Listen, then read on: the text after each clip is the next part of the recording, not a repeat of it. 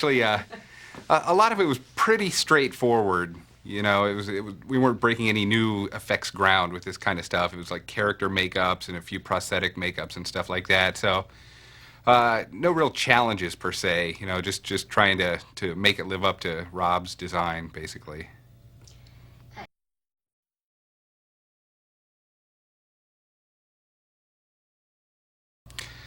They all sort of evolved. Some of the characters, well, almost all the characters started with a drawing from Rob. And we would do a test makeup and do our sculptures and show them and go back and forth and just kind of develop them that way and always adding something on.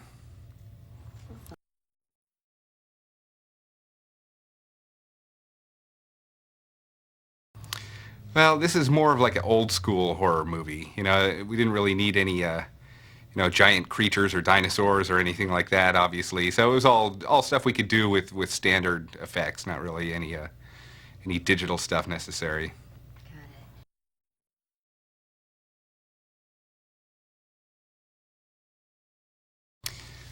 He evolved with basically the same process most of the other characters went through. We started with the design, we would do a test, and just keep adding stuff on and on. Like Dr. Satan, we had a design for his face, and we just kept adding on exoskeleton, weird surgical masks, breathing apparatus, and, just trying to make things as weird as possible.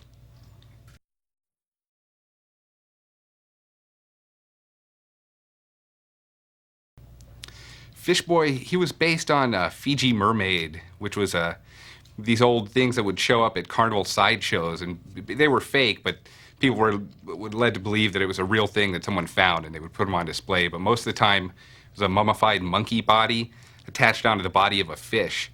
So that's what we used when we designed Fish Boy to come up with that. Oh, wow.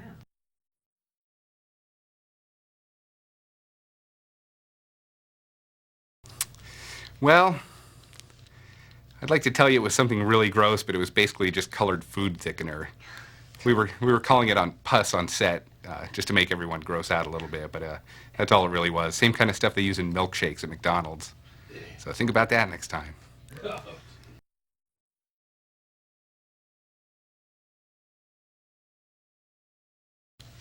No, I mean it was just fun working with someone like Rob, who's an artist, because a lot of times you'll work with a director who has no idea what they want. It'll be like, well, I'll know what I want when I see it, and it just takes up a lot of time. We didn't have a lot of time on this movie to come up with this stuff, so his ability to do illustrations and come up with the initial designs that just grew from there really made the whole process a lot smoother than usual.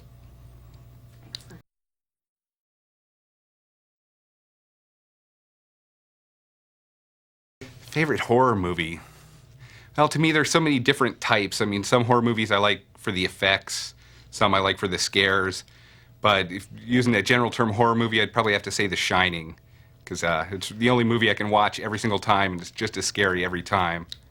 You know,